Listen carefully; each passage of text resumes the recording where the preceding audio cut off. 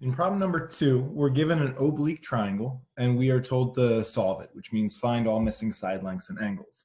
Because it's oblique, we can't use right triangle trig, so we want to think to use law of sines and law of cosines. You can only use law of sines if you're given an angle and a side length opposite it. In other words, the angle is 73 degrees, I would have to be given the side length to use it. Similarly, the side length 13, I would need to be given angle Z in order to solve it.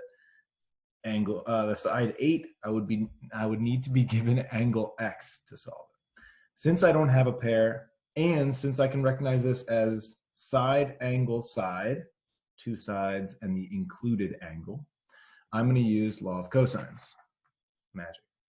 This is law of cosines, and the main rule here, so notice this is an A, B, and C, and this is an X, Y, and Z. That's okay. All that matters is you identify the side length C and the angle C. I call they kind of bookend, means they come first and last, and they correspond with each other. So in this case, the first thing I want to solve for of these three missing things is side Y. I use lowercase y opposite of capital Y. And I plug that in for basically C squared. So Y squared equals A and B, it doesn't matter which is which, 8 and 13. So I'll say 8 squared plus 13 squared minus 2. And notice it's cosine of the angle that corresponds with that side. Remember that. So that's 73. Great. Once you have this, you can go piece by piece and simplify this all out, or you can also type that all into your calculator at once. Because y is by itself over here, you can plug in the whole right side like I did in my calculator, and you would get y squared equals 172.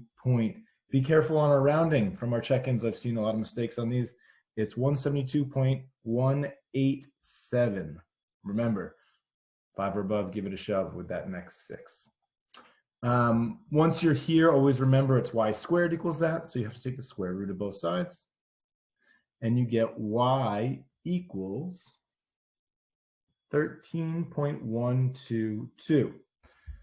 One thing to remember in here, that's a rounded number, that 172.187. So I actually want to use the square root of, be more exact, and use exactly that. And that will give me the most accurate. And again, here I need to round on my final answer. Y equals 13.122. Awesome. Once I have that, I've solved for one of the side lengths, and now I need to find the other two angles. But because I'm given a side length, an additional side length is 13.122. Now, what I was talking about in the beginning, I have a pair. I have the angle and side opposite it. So step 2 is going to be solve for the angles. In this case, I'm going to solve for angle Z using the law of sines. And I can use the law of sines by setting up sine of 73 degrees over the side opposite it, 13.122, what I just solved for, equals sine of Z over 13, because it corresponds with 13.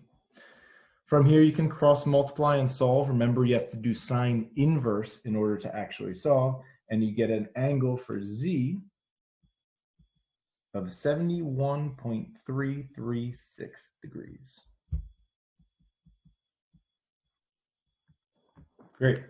You've solved for 2 of the 3 parts that you're missing. So let's find the third one and get another color.